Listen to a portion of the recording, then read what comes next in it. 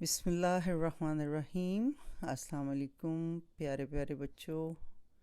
आज की वीडियो में हम सीखने जा रहे हैं कि जब विंटर आता है तो एनिमल्स क्या करते हैं।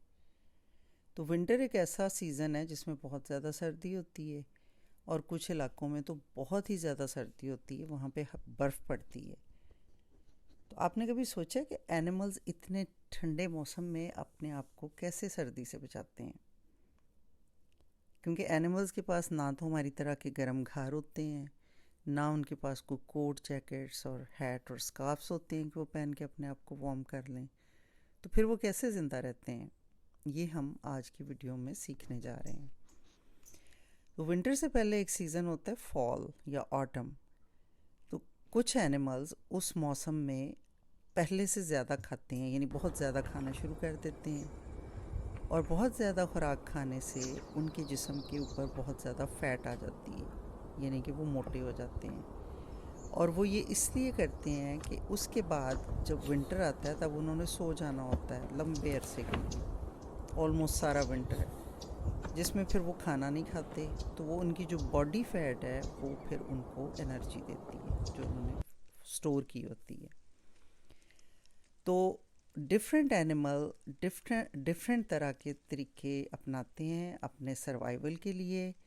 ये हम आज की वीडियो में लर्न करने जाएंगे कि किस तरह सख्त सर्दी में एनिमल्स क्या करते हैं अपने सर्वाइवल के लिए। तो कुछ एनिमल्स तो सारा विंटर सो जाते हैं, जिसको कहते हैं हाइबरनेशन।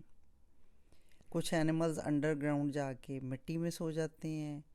कुछ एनिमल्स जो होते हैं वो केव्स में सोते हैं, अपने आप को हाइबरनेट करते हैं। जैसा कि बैट्स होती हैं वो सारी इकट्ठी होके केव्स के अंदर सो जाती हैं। इसी तरह कुछ एनिमल्स ज़मीन में होल्स डिग करके उसमें सो जाते हैं और फिर सारा विंटर सोते रहते हैं, या कभी थोड़ी देर के लिए उठ के बाहर से कोई खाने की चीज़ ढूंढने आते हैं। क्योंकि विंटर एक ऐसा मौसम है जब ज़मीन के ऊपर बर्फ़ पड़ी होती है तो एनिमल्स को खाने के लिए नहीं मिलता। तो ये एक हाइबरनेशन एक ऐसी चीज़ है जो एनिमल्स को सर्दी से बचाने के लिए उनकी हेल्प करती है, और उनको फिर बाहर निकलने की भी ज़रूरत नहीं होती और खाना ढूंढने की भी ज़रूरत नहीं होती। कुछ एनिमल्स जो सोते नहीं हैं वो उनके बॉडी में चेंजेस आती हैं जिनको हम कहते हैं एडप्टेशन। जैसा कि आप एक ये फॉक्स देख रहे हैं, इसको कहते हैं रेड फॉक्स।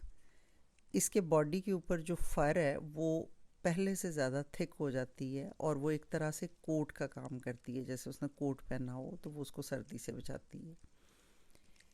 तो इस तरह कुछ और एनिमल्स भी हैं जिनकी बॉडी फर्स थिक हो जाती हैं और फिर उनके लिए वो एक विंटर कोट का काम करती हैं। कुछ एनिमल्स जैसे कि आप देख रहे हैं, ये आर्कटिक रेनडियर है। इन्होंने बर्फ़ में ही रहना होता है, बाहर ही रहना होता है। तो इनके बॉडी में भी चेंजेस आती हैं। इनके पाँव के नीचे फर ग्रो होती है, थिक फर, जो कि इनको बर्फ़ में स्लिप होने से बचाती है और ये चल सकते हैं। फिर एक तीसरी चीज़ है जिसको कहते हैं माइग्रेशन। तो कुछ एनिमल्स विंटर में ऐसी जगहों की तरफ चले जाते हैं जहाँ पे गर्मी होती है, यानी कि जहाँ पे बहुत ज़्यादा सर्दी नहीं होती। तो ये एनिमल्स फिर बहुत लंबी वॉक्स करते हैं क्योंकि इनको भी विंटर में खुराक नहीं मिलती और ये ऐसी जगहों पे जाना चाहते हैं जहाँ पे खुराक हो।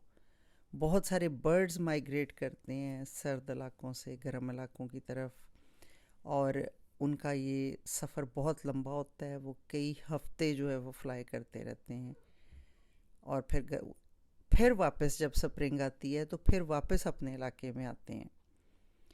इसी तरह कुछ सी एनिमल्स हैं जो समंदर के अंदर ठंडे पानी से गर्म पानियों की तरफ माइग्रेट करते हैं, क्योंकि समंदर के अंदर भी कुछ जगहों पे ठंडा पानी होता है, कुछ पे पानी गर्म होता है। इसी तरह कुछ बटरफ्लाइज़ हैं जो कि फॉल में गर्म इलाकों की तरफ माइग्रेट करती हैं और फिर स्प्रिंग में वापस आती हैं। तो आप सोचें कि ये एनिमल साल में 2 दफ़ा बहुत ज़्यादा लंबा ट्रैवल करते हैं। बर्ड्स तकरीबन कई बर्ड्स ऐसे हैं जो 16,000 माइल्स तक फ्लाई करते हैं अपनी माइग्रेशन की डेस्टिनेशन पे पहुंचने के लिए, और फिर इतना ही लंबा सफ़र उन्होंने वापस अपने इलाके पे की तरफ करना होता है। और इसी तरह एनिमल्स जो हैं वो कई 12,000 माइल्स तक चलते हैं गर्म इलाकों तक जाने के लिए। बहुत बहुत शुक्रिया इस वीडियो को देखने का। अब आपकी टर्न है।